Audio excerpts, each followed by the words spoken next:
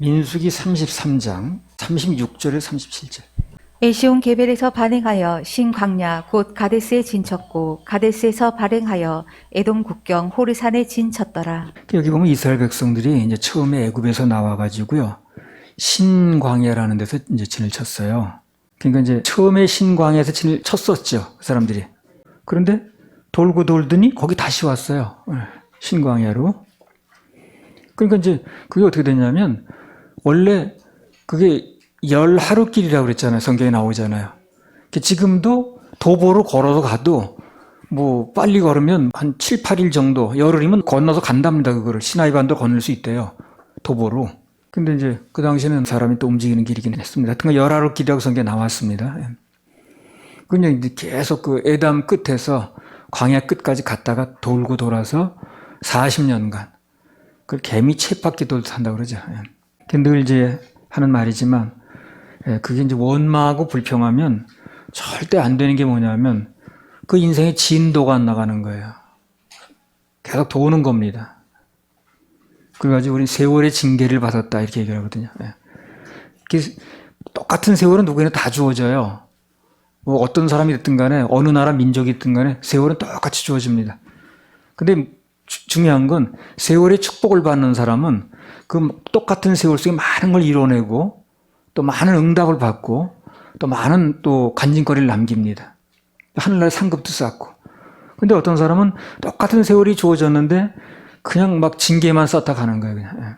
그래서 그 원망 불평이 그 세월의 축복과 징계를 나누어지기 때문에, 갈리기 때문에 굉장히 중요합니다. 감사하는 세월을 버는 거예요, 한마디로. 인생을 아끼는 거고 세월을 값지게 쓰는 거죠. 뭐 요즘도 가끔 참 나는 예수님이 감사해요. 예수님이 이 세상에 예수님이라는 존재가 있다는 게 너무너무 감사한 거예요. 그분이 없다면 내가 무슨 희망이 있을 것이며, 내가 뭘 믿고 뭘 존재할 것이며, 어디다 내 마음을 두고 살 것이며. 예수님이 계시다는 거, 이 천지를 주관하시는 분이 계시다는 거, 그것도 또 그 수많은 사람 중에서 예수님 믿게 됐다는 거, 그것도 정확한 복음을 듣게 됐다는 거. 아이고, 이거는 한두 가지 숫자가 맞춰서 되는 게 아니에요. 로또 맞추기보다 더 힘듭니다. 같은 세월을 보내도 감사하는 사람은 그 세월이 알차고 보람되지는 거죠. 내 경우에도 아주 어려운 상황이 있을 때가 있거든요. 그 상황에서 감사를 하면 주님께서 뭐라고 감동을 주시냐면, 정말 감사하냐? 그럼 통과하다. 이렇게 말씀하신다. 통과.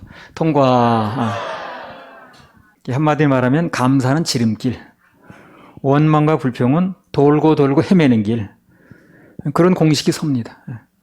우리 인생에 감사가 넘치면 곧이어서 광야 끝, 고생 끝, 행복 시작이 되는 거예요. 한번 해보세요. 고생 끝, 행복 시작. 자, 민수기 33장 7절. 에담에서 발행하여 바알스보나 비아히롯으로 돌아가서 믹돌 앞에 진쳤고. 이제 그 진친 내용을 쭉 보면서 거기 그 진친 데마다 이유가 있고 또 하나님의 섭리가 있다고 그랬잖아요. 그래서 이제 그걸 쭉 이렇게 진친 내용에 그 진친 장소에 대해서 무슨 일이 있었는가 돌아보는 겁니다.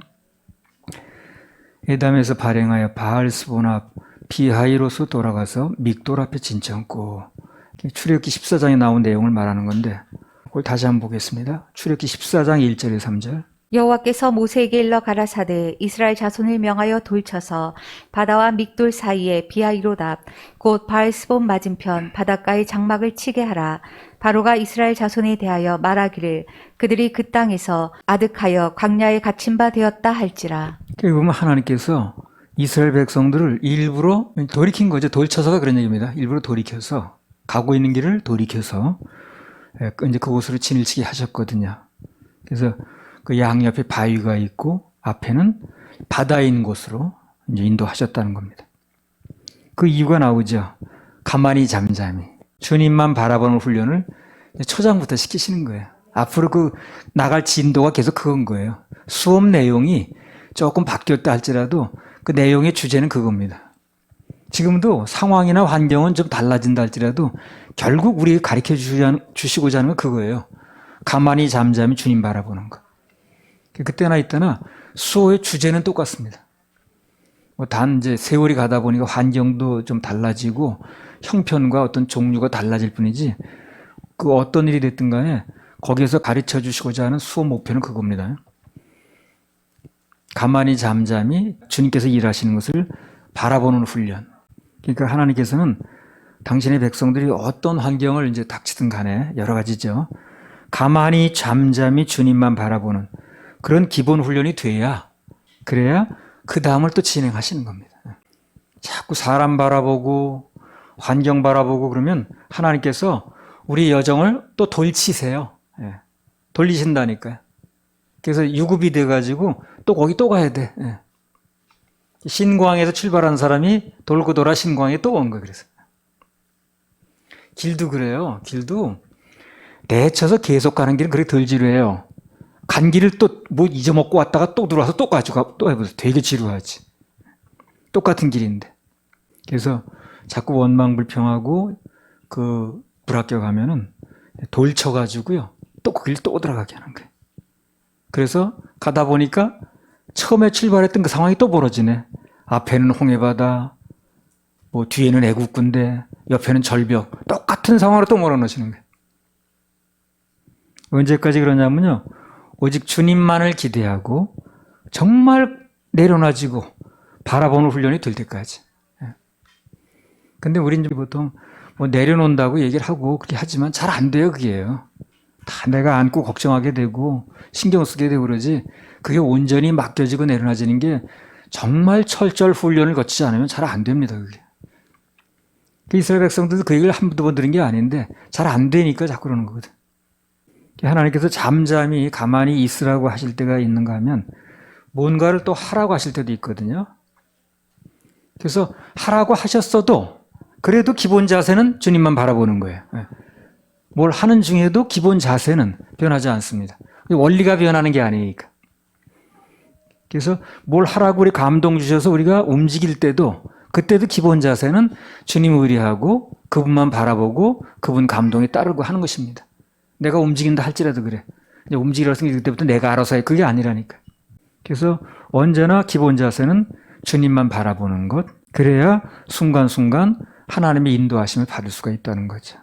내가 이제 그 간부교육 받을 때 태권도를 주로 이렇게 했는데 태권도의 제일 기본 자세가 기마 자세라고 그래요. 근데 그 자세가 엄청 힘듭니다. 안 해본 분은 모르는데요. 그러니까 주춤, 엉거 주춤 서 있는 거예요, 이게. 그래서 딱 다리 편 것도 아니고 주저앉은 것도 아니고 딱 이게 한 30도 정도 구부러진 상태에서 버티고 있는 거거든요. 근데 그게 기본 자세 태권도에.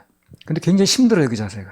근데 그게 돼야 그다음 팔 뻗기도 되고 뭐 다리 뻗기도 되고 다 되는 거예요. 그 자세가 제일 먼저 돼야 되는 거예요. 그럼 우리 생손의 기본 자세는 뭡니까?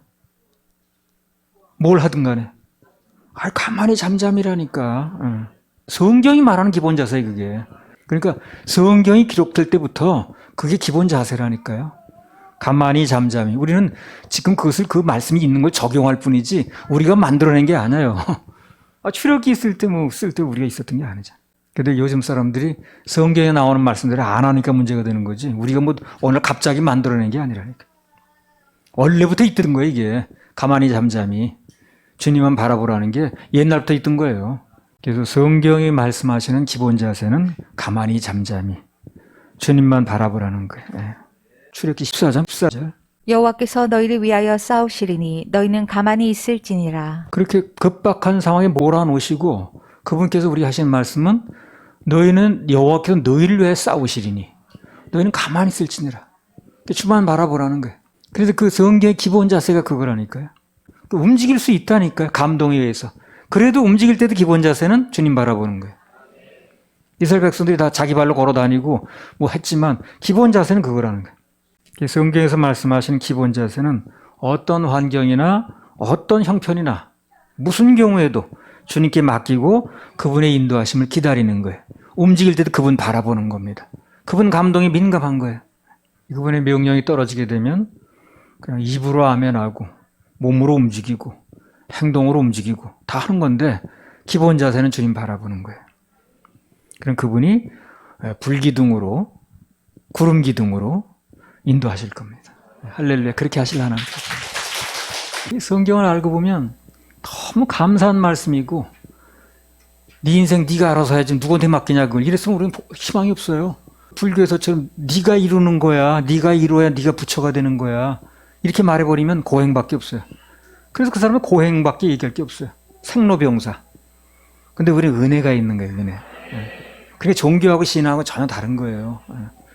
교회도 종교식으로 하면 안 되는 거예요. 그러면 힘들어요, 교회가. 근데 주님께 맡겨지고 내려놔지고 은혜를 입고 하면 갈수록 좋은데. 자, 민수기 38장 8절에서 10절. 하이롯 앞에서 발행하여 바다 가운데로 지나 광야에 이르고 에담 광야로 3일 길쯤 들어가서 마라에 진쳤고 마라에서 발행하여 엘림에 이르니 엘림에는 샘물 12과 종려 70주가 있으므로 거기 진쳤고 엘림에서 발행하여 홍해가에 진쳤고. 그래서 하나님께서 명령하신 이제 사명의 길을 가다 보면, 신앙의 길을 가다 보면 바다를 육지처럼 그 건너는 신나죠, 그죠? 그 바다가 막 갈라지고 거기 육지처럼 건너가고 애국 군대 물에 집어넣고 얼마나 신납니까? 신나는 일이 있다는 겁니다. 근데 그 길에는 반드시 또 뭐가 있냐면요, 쓴 나물과 쓴 물, 마라의 단계가 또 있다는 거예요. 아주 정확합니다. 그래서 바다가 육지라면 그런 노래도 있지만, 그래서 바다를 육지처럼 건넜잖아요. 신나는 일이 있었습니다.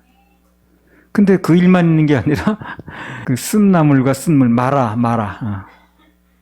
그 마라에가 나오잖아요, 마라. 그러니까 이게 이제 그 거친 그 과정이 다 그런 거예요.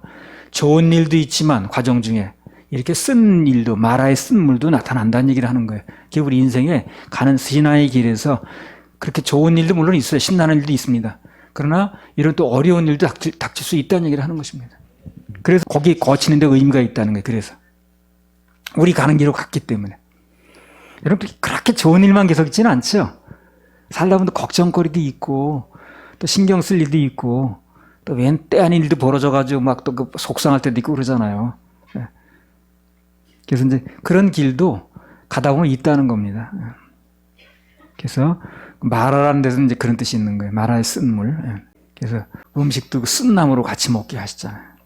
그래서 왜 그렇게 계속 그렇게 좋은 길만 가면 참 좋을 텐데, 신나는 일만 일어나면 좋을 텐데, 왜 이렇게 쓴 나물도 먹게 되고 쓴 물도 있고 마라를 거치게 하는가? 그런 단계를 왜 거치게 하는가? 이유가 있습니다. 그래야 정금이 되는 거예요. 그래야 정금이 된다니까. 그 무쇠가 강쇠가 될 때는요, 어떻게 만드냐면 불에 집어넣어요. 이렇게 달고 가서 물에도 확 집어넣어요. 그러면서 무쇠를 강쇠를 만드는 겁니다. 연금한다 그러죠. 근데 이게 그런 담금질이 제대로 안 되게 되면 무쇠 상태가 그냥 있는 거거든. 무쇠는 아무짝에도 못 써먹어. 우리 집에 그런 망치가 하나 있어요. 그래서 새매목을 박으면 온 머리가 망치를 뚫고 들어와가지고 망치가 우들두들 곰보가 났어. 근데 그 예화로 가지고 있어요, 망치를 지금. 이 못을 치면 오히려 못에 찌그러진다니까요. 그래서 그런 무쇠를 만들면 못 써먹으니까 강쇠를 만들려고 자꾸 담금질을 하는 거예요. 그래서 뭐 불 속에 집어넣었다 물 속에 집어넣었다 하는 겁니다. 계속 그렇게 좋은 일만 일어나면 언제 믿음을 구사할 기회가 있어야지. 그렇잖아요. 계속 좋은 일만 일어나는데 뭘 믿음을 구사할 기회가 있나. 좀 어려운 일도 벌어져 봐야 그래야 주님 바라보게 되고 의뢰하게 되고, 그걸 또 하나님 일하시는 걸 보면서 내 믿음이 자라고 그러는 거거든. 그렇죠? 그래서 이 마라를 거치게 하는 거예요. 그냥 쓸데없이 그러는 게 아니고. 그래서 그 마라를 또 쓴 물을 지나고 나니까 그 다음에 뭐가 왔어요? 마라에서 발행해서 또 떠나니까. 거기는 또 샘물이 막 솟네. 그래서 마라의 쓴물 단계를 잘 지나면, 인내하고 있으면 우리를 시원케 하는 생수의 근원, 샘물이 또 있습니다. 그리고 쉴 수 있는 그 종려나무 그늘도 또 있는 거예요. 그러니까 이렇게 생각하면 돼요. 어려운 일이 있고 그러면 이게 계속 갈 거라고, 나 이거 죽을 때까지 이런가, 그렇게 생각하지 마세요, 여러분. 또 그런 단계가 있는가 하면 또 주님께서 머지않아 그 사람에게 아주 시원한 물이 있는, 생수가 있는, 종려나무가 그늘이 지는 그런 오아시스로 또 인도하십니다. 그래서 우리 가는 거예요. 그래서 좋은 일 있을 때는 겸손해야 되고, 또 그리고 또 안 좋은 일 있을 때는 이렇게 하나님께 인도하실 걸 믿고 이런 길을 인도하셨다고 돼 있으니까 소망을 가져야 됩니다. 꼭 소망을 가져야 됩니다. 그래서 이게 그냥 넘어가서 그렇죠. 이들이 거쳤던 한 곳이 참 우리하고 연관이 되는 거예요, 이게요. 알고 보면 참 소망적이고 우리가 어떤 마음으로 살아야 되는가 또 알게 되고, 쓴물 단계를 지나니까 시원케 하는 샘물이 있는, 샘물 12과 종려 70주가 있는 그 종려나무 그늘지고 이 오아시스죠. 또 거기를 또 인도를 하시는 거예요. 이 시원케 하는 샘물, 쉬게 하는 종려나무, 그게 다 우리 이제 예수 그리스도를 모형하는 겁니다. 그게. 그래서 어떤 연단 속에 있든 간에 주님 품으로 들어오면, 주님 바라보면 거기에 또 쉼이 있고 그늘이 있고 그렇습니다. 그분이 피난처예요. 광야길을 가다 보면 더울 때도 있고 목마를 때도 있고 또 심하게 온 고난과 연단도 있습니다. 그리고 마라의 쓴물 같은 그런 환경도 있어요. 쓰네 정말.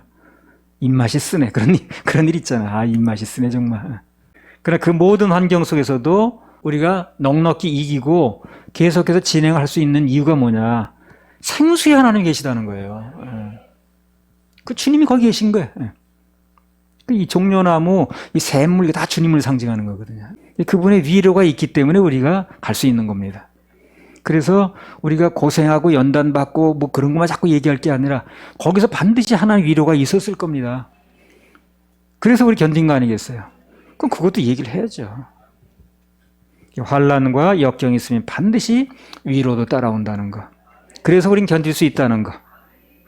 그게 우리 그리스도인에 가는 여정이라는 거. 고린도후서 1장 5절. 그리스도의 고난이 우리에게 넘친 것 같이 우리의 위로도 그리스도로 말미암아 넘치는도다. 고난이 우리에게 넘친 것 같이 우리 위로도 그리스도로 말미암아 넘친다는 거예요. 이게 아주 정확한 얘기입니다. 마라의 쓴물도 있어요. 그런가 하면 종려나무 70주가 있는 샘물도 또 있다는 거예요. 그 얘기나 그 얘기는 같은 얘기 아니에요? 그래서 구약은 사건으로 얘기를 하고 신약은 교훈으로 얘기를 하는 거예요. 같은 얘기를 하는 거예요, 결국에. 그리스도의 고난이 우리에 넘친 것 같이 마라의 쓴물이 있었던 것 같이 우리 위로도 그리스도로 말미암아 넘치는도다. 그래서 주님을 상징하는 샘물과 종려나무 이런 것도 우리 또 있다는 거거든. 거기서 위로받고 쉬고 또 하는 거지. 우리 하나님의 자녀들은 고난당한 얘기만 할 게 아니라 그분의 위로도 얘기하고 그분이 이렇게 우리를 위로하시고 이 고난 중에서 이렇게 또 돕는 천사도 붙여주시고 그런 얘기도 간증을 하고 나타내야 그래야 공평하다고 말할 수 있는 거 아니야? 이 고난 속에서도요 자꾸 그분의 위로를 얘기를 해야 돼요. 그래 내 심령이 삽니다. 자꾸 고난만 얘기하기 시작하면 심령이 살질 못해요. 고난이 있지만 그런 일이 마라의 쓴물이 있지만 그러나 그 중에서도 자꾸 위로를 얘기를 해야 돼. 사망의 문전에서 나를 일으키시는 주님. 그리고 시편 23편에 나오죠. 주께서 내 원수의 목전에서 상을 베푸신다 그러잖아요. 우리도 그동안이요 참 고비 때마다 하나님 위로가 넘쳤습니다. 고비가 많았어요 우리도요. 그때마다 하나님 위로가 넘쳤습니다. 생각지 않은 사람을 통해서 공급도 하시고 좋은 소식도 들리게 하시고 예상치 않은 일을 통해서 우리에게 또 위로받게 하시고 그래서 여기까지 올 수 있었던 거예요. 지금까지 인도하신 하나님께 감사의 박수. 민수기 33장 9절 10절. 마라에서 발행하여 엘림에 이르니 엘림에는 샘물 12과 종려 70주가 있으므로 거기 진쳤고 엘림에서 발행하여 홍해가에 진쳤고. 그래서 한 곳 한 곳마다 거칠 때마다 의미가 있었다고 얘기를 했습니다. 그리고 이 전체를 또 놓고 볼 때 여기서 또 있다가 전류 옮기고 또 옮기고 해서 이 전체를 놓고 볼 때 나오는 그림은 또 뭐냐면 한 곳 한 곳이 이 세상이 나그네 길이라는 것도 보여주는 거예요. 영원히 정착하지 않는다는 거지. 가나안 땅에 들어가서 정착을 하는 거지. 이 광야 같은 세상에 있는 동안은 어차피 정착이 아니라는 것도 보여주는 거예요. 한 곳 한 곳마다 의미가 있지만 전체로 옮기는 걸 또 다 같이 볼 때는 그렇다는 겁니다.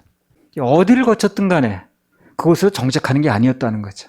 그래서 영원한 천성, 그 당시에 말하면 가나안 땅, 영원한 천성인 가나안 땅을 향해서 한 발 한 발 나가고 있는 거예요. 그게 뭘 거쳤든 간에. 그래서 우리가 이 세상에 살면서 뭐 좋은 일이든 안 좋은 일이든 뭘 거치고 있든 어쨌든 거기에 영원한 건 아니에요. 그거 해결됐다고 우리가 영원히 거기 있는 것도 아니고. 그래서 어디서는 샘물이 터져서 시원하기도 했고 어디서는 그늘이 져서 좋기도 했고 그런 거 어디 쓴물만 나와서 뭐 그냥 입맛이 썩고 그렇긴 했지만 그 과정 전체가 좋았든 나쁘든 거기 정착하는 건 아니에요. 다 움직여서 결국은 최종 목적지는 가나안 땅에 들어가는 겁니다. 그걸 우리가 알아야 된다는 거예요. 그 세상 살면서 좋은 일도 있어요. 그러니까 야곱처럼 야, 이 좋은 일 벌어서 여기서 정착해야겠다. 그게 아니라니까. 좋은 일이 있어도 뭐 누리되 정들 게 아니고 나쁜 일이 있어도 마찬가지고 영원히 거기서 뭐 나쁜 일만 계속 있는 게 아니니까. 이걸 좀 확대해서 적용을 한다면 이 거쳤던 과정이 우리 생존의 시작과 현재 그리고 앞으로 미래와 또 비슷합니다. 이게. 민수기 33장 9절 10절 다시 읽어보세요. 마라에서 발행하여 엘림에 이르니 엘림에는 샘물 12과 종려 70주가 있으므로 거기 진쳤고 엘림에서 발행하여 홍해가에 진쳤고. 네. 참 거쳤던 걸 통해서 주님께서 이제 말씀을 주시는 건데 너무 감사한 거야. 이게 이렇게 되는 거구나. 그래서 마라에서 발행하여 엘림에 이르니 엘림에는 샘물 12과 종려 70주가 있으므로 거기 진쳤고 엘림에서 발행하여 홍해가에 진쳤고. 우리도 샘물에서 시작이 됐거든요. 그래서 이제 샘물이 강물돼 가지고 각 도시로 흘러가고 이제 홍해가 바다거든요. 이제 바다로 갈 겁니다. 이제 그래서 전에 그 유모라는 목사님이 우리 종려 70주가 있는 거 샘물 우리가 여기라고 막 그랬거든요. 그게 다 좋은데 거기서 계속 있는 건 아니에요.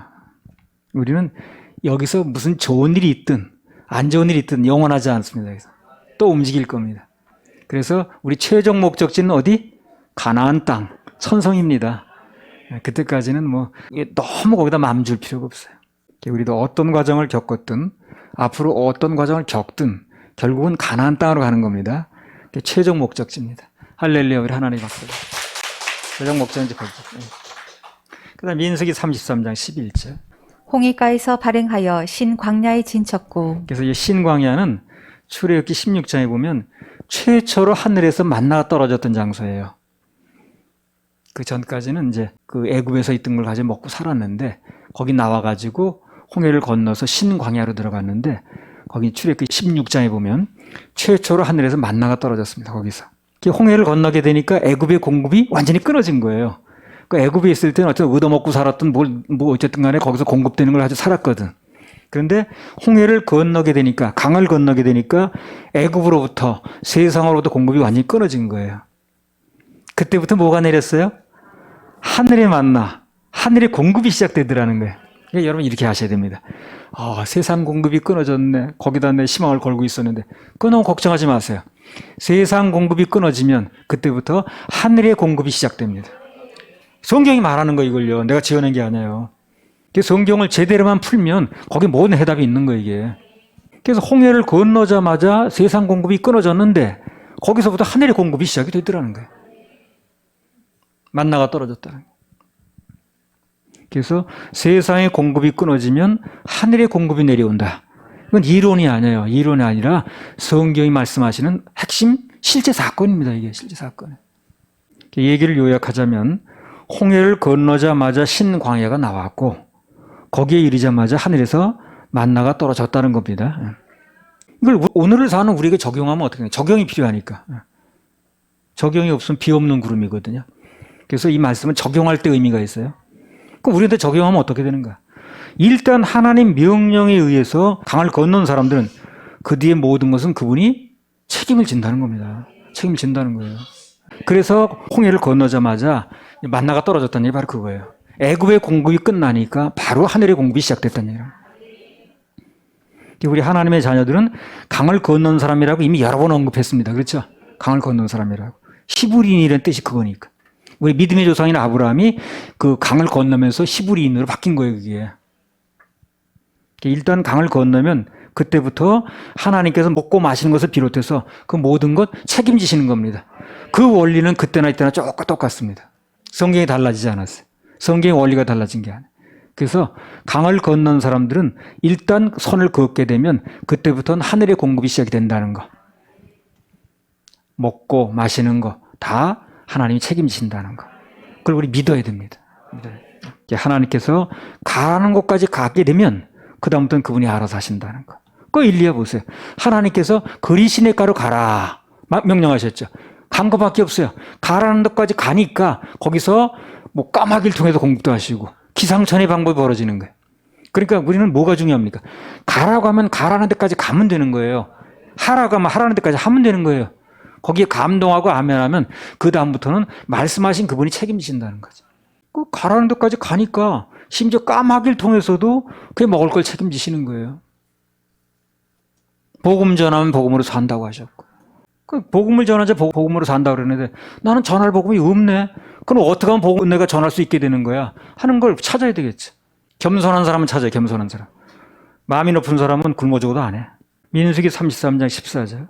알루스에서 발행하여 르비딤에 진쳤는데 거기는 백성의 마실 물이 없었더라. 예. 그 이제 르비딤에 또 진을 치게 되는데요. 그것은 무슨 사건이 있었던데요? 르비딤, 목마름의 사건이 있었던데요. 그래서 하나님께서는요, 우리 그 광야 학교 훈련 스케줄 중에 군데군데 목마름, 즉 르비딤의 훈련 과정을 거치게 합니다. 르비딤의 훈련 과정을 넣으신다니까요. 학과 과정 중에. 왜 그럴까요? 목이 말라야 생수를 찾거든. 목이 안 말랐는데 무슨 생수를 찾아요? 목이 말라야 생수를 찾지 않습니까? 그래서 목이 말라야 생수 대신 주님을 찾기 때문에 군데군데 조금 나사가 풀어질만 하면 르비딤에 거치게 하는 거예요. 르비딤을. 물론 우리 주님을 늘 사모합니다. 뭐 사랑합니다. 하지만 그래도 급하지 않으면 그게 이제 뭐 주님 뭐 안녕하세요. 네. 목이 말라야 생수 대신 주님 찾고 정말 급한 일이 닥쳐야 또 간절히 찾거든. 사람 심리가. 그래서 광야 학교에 르비딤이라는 학과 과정을 넣는 거야. 커리큘럼을 넣는 거야. 거기서 학점이 나와야 돼. 그러니까 학과 중에 르비딤 학과. 그것도 학점이 나와야 돼. 광야 학교에는 물질의 목마름도 있고, 그렇죠? 물질의 목마름도 있습니다. 물질의 목말라 정말. 건강의 목마름도 있습니다. 다른 사람 다 건강하게 잘 걸어 다니는데 나는 왜 이렇게 힘든 거야? 무릎이 맨날 이렇게 만나 아픈 거야 이거. 그런 목마름도 있는 거예요. 다 학교 과정입니다. 그거. 관계의 목마름도 있어요. 다른 사람 사이좋게만 지내는데 왜 이렇게 관계가 나쁜 거야? 우리 집은 맨날 이렇게 싸우는 거야 이거 정말. 그래서 여러 가지 목마름들이 있는데 그게 다 학과 과정에 들어있는 거예요. 그게. 르비딤이 다 들어있더라고 보니까. 근데 아까 말씀드렸듯이 고난과 역경된 위로도 있다고 그랬죠. 근데 목마름 뒤에는 반드시 생수의 공급이 또 있더라고. 오아시스가 있었어요. 오아시스가. 그래서 한 거 아니겠어요?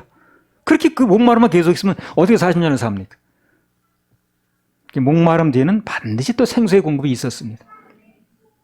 우리도 여기까지 오면서 수많은 르비딤을 거쳤습니다. 목마를 때 많아서 여러 가지로. 근데 알고 보니까 르비딤을 거치게 하신 하나님께 정말 감사하더라고요. 그 다음에 흥미진진하죠. 어디 갔나.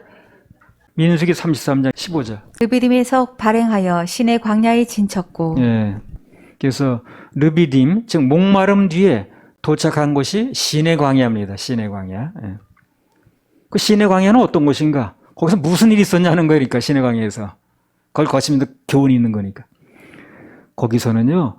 모세가 하나님으로부터 말씀 받은 곳입니다. 아십니까? 신의 광야에서 말씀을 받았습니다. 그러니까 타는 목마름 뒤에는 뭐가 온다는 거예요? 말씀의 생수가 온다는 거죠. 그거예요. 그래서 우리도 인생에 타는 목말이 있으면 그때가 정말 말씀의 생수가 터질 때입니다. 다윗 보세요. 잘 먹고 잘 살 때는 전혀 그 사람 말씀이 받은 게 없어요. 근데 정말 쫓겨다니고 죽음의 문턱에서 왔다 갔다 하고 그냥 막 그 장인 손에 그냥 손에 죽을 긋지 말자. 그때 모든 이 말씀의 생수가 온 거예요. 제 시편이 그때가 다 기록된 겁니다. 그래서 광야는 목마른 곳이기도 하지만 그러나 하나님의 주옥 같은 말씀을 받는 곳이기도 합니다. 르비딤의 목마름이 있으면 그때 말씀의 생수가 쏟아집니다. 우리도 참 이 목마른 상태에서 계속 말씀 쏟아지는 거 보세요. 다윗도 고난 당할 때예요. 그때 고난 당할 때 광야에서 주옥 같은 시편들을 받았습니다. 그러니까 인생이 고난이 올 때는 말씀 받을 준비하세요, 여러분요. 인생이 고난이 올 때는 다른 거 생각하지 말고 지금 말씀 받을 때야, 약속 받을 때야. 그 말씀들 나중에 일하실 거니까. 그래서 말씀의 재산을 많이 축적해놔야 돼요. 약속을 많이 받아놔야 되고 마음에 심어놔야 됩니다. 그래서 내 인생 막 고난이 오면 지금 말씀도 안 들려나 지금 고난해 이렇게 생각하지 마시고 그건 잘못되는 거예요. 그 고난이 올 때가 말씀 받을 때라니까요. 이 장소가 다 의미가 있는 거예요 이게. 그래서 인생의 고난이 올 때는 다른 거 생각하지 말고 그냥 말씀 받을 준비하면 됩니다. 그러면 주옥 같은 말씀이 들려질 텐데 그 말씀 붙들고 평생 가면 되는 거예요. 평생에 붙잡고 갈 말씀들이 그때 다 오는 거예요. 할렐루야. 그렇게 하실 하나님께 박수 올려주세요.